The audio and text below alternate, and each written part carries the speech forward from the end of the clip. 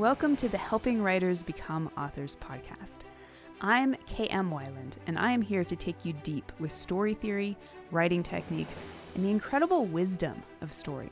I believe story is the greatest power on this earth, and that as writers, we carry the torch of wielding that power with responsibility, passion, and skill. There's no such thing as just a story. Today, it is my honor and my purpose to help you write your best story, astound the world, and maybe change your life. Hello and welcome. You are listening to The Secrets of Story Structure, Part 11, The Climax. The climax is the pièce de résistance of your gourmet meal of a novel.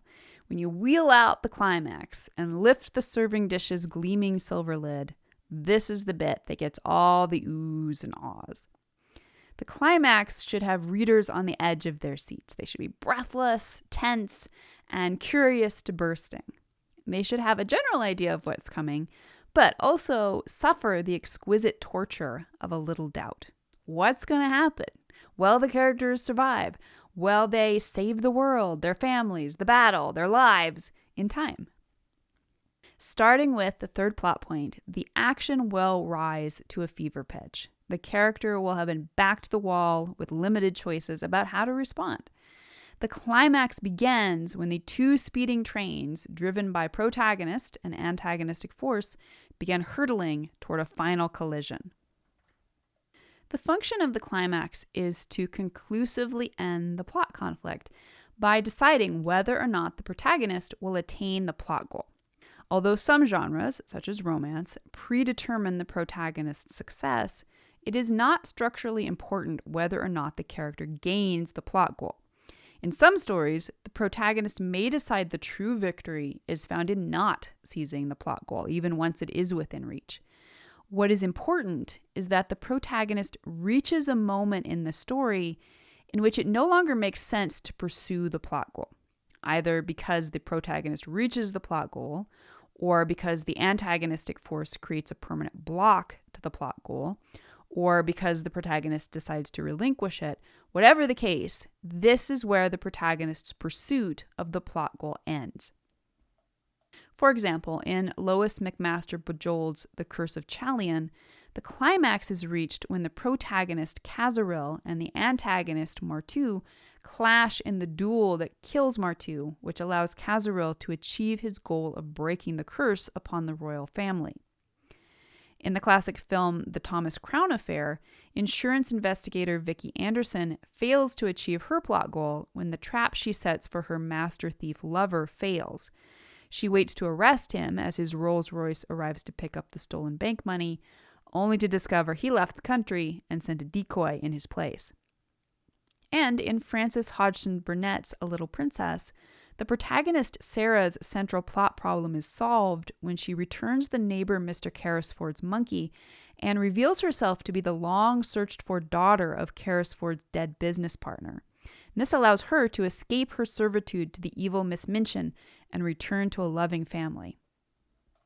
In some stories, the climax will involve a drawn-out physical battle.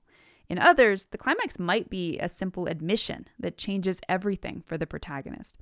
Almost always, it's a moment of revelation for the main character. Depending on the story's needs, the characters will reach a life-changing epiphany directly before, during, or after the climax.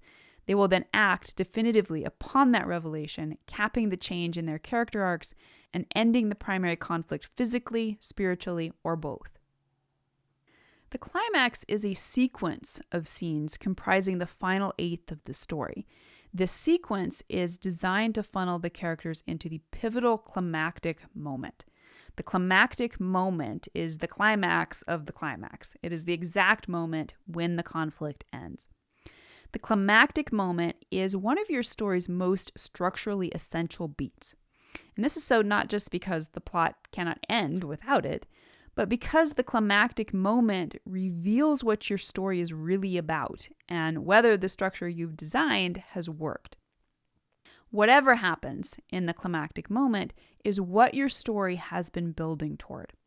Every beat in the story's structure, starting with the hook and moving through the inciting event, the first plot point, the pinch points, the midpoint, and the third plot point, has been leading up to the climactic moment. If you were to write an outline that featured just these main structural beats, you should see a consistent pattern. Everything at these beats should thematically align with what happens at the climactic moment. If they do, you know you've created a story structure that works. If they do not, you now have a map to guide you to which structural pieces need to be revised to create cohesion and resonance within your plot. The climactic moment tells you three things. Number one, what your main conflict is really about. Number two, what your protagonist's main plot goal really is. And number three, who is the true antagonistic force. These three elements should be presented consistently throughout the story. And by the same token, if you have consistently presented a conflict, goal, and antagonist at every other plot beat, these elements must be featured in your story's climax. The climactic moment signals the end of the story. Although you will likely tie off loose ends in a final resolution scene, which we'll talk about next week, the climactic moment is the true ending. There is no plot left after this. The climax occurs in the third act, beginning around the 88% mark. More often than not, the climactic moment at the end of the climax will be the penultimate scene just before the resolution. Because the climax says everything to be said, except for maybe a little emotional mopping up, there's no need for the story to continue long after its completion. Now, some stories will include a faux climax, in which the characters think they've ended the conflict, only to realize they haven't addressed the true obstacle standing between them and the goal. For example, in Toy Story, Woody and Buzz defeat the evil neighbor kid Sid in a faux climax, only to realize they may still miss the moving van that will take them to Andy's new home. Faux climaxes do nothing to change the requirements of the actual climax.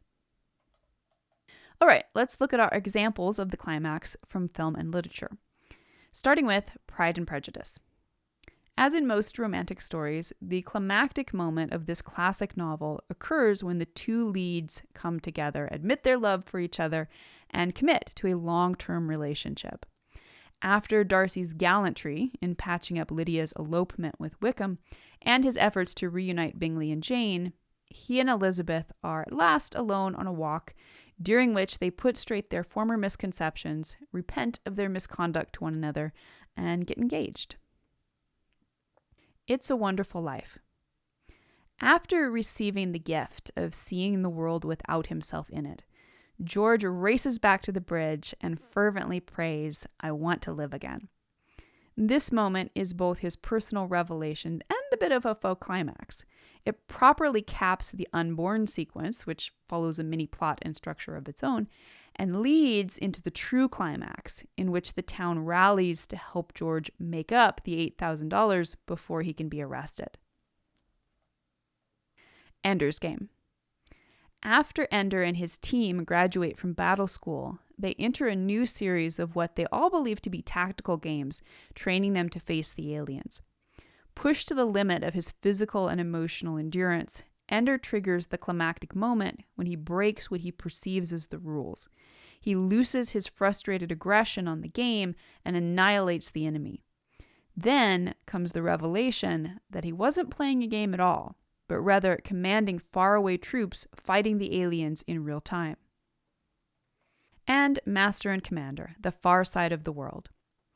The climactic battle between the HMS Surprise and the Acheron takes up a lengthy section of the third act, rising to a single red-hot point. The climactic moment occurs when Captain Jack Aubrey enters the Acheron's surgery to find the French captain, his long-pursued enemy, dead. He takes the captain's sword from the surgeon and organizes the mopping up. And here are the top things to remember about the climax. Number one, the climax occurs near the end of the story, beginning around the 88% mark and ending only a scene or two away from the last page. Number two, the climax comprises a sequence of scenes leading to the climactic moment. Number three, The climax decisively ends the primary conflict with the antagonistic force, whether the protagonist wins or loses. The climax is the fulcrum around which the character arc turns. Whatever happens here is the direct result of the protagonist's personal revelation. And number 5, depending on how many layers of conflict you've created, your story may feature a full climax leading up to the climax proper. Cut loose with your climax. Have fun with it and think outside the box. Make sure you've checked off all the essential elements of structure so you can give readers an experience that will cement your story in their memories. And stay tuned, because next week we will close out the series with a discussion of the resolution. And in the meantime, please stop by the site and comment on the post and tell me, how does your story's climax fulfill all your promises to your readers? And that brings us to the end of this episode of Helping Writers Become Authors. I hope you'll stop by the site for a full transcript of this episode and to join in the conversation in the comments. Tune in for next week's episode, where we'll continue to explore all things writing and storytelling. If you'd like to support the podcast, it always means a ton when you take a moment to leave a quick rating or review on Apple Podcast, Amazon Music, or Spotify. To stay updated on all the latest content I create for you, the best way is to join my mailing list at helpingwritersbecomeauthors.com/mailing list. You'll also immediately gain access to lots of free resources, including my books, Crafting Unforgettable Characters and 5 Secrets of Story Structure. For real-time connection with me, more writing advice, and behind-the-scenes glimpses, follow me on Instagram at authorkmwyland. A heartfelt thank you to each one of you for your support and enthusiasm, and especially those of you who support my work on patreon.com/kmwyland. You help make my site, this podcast, and so many other resources available to writers everywhere. So until next week, keep writing, keep dreaming, and most importantly, keep being true to your stories. Thank you for being part of Helping Writers Become Authors.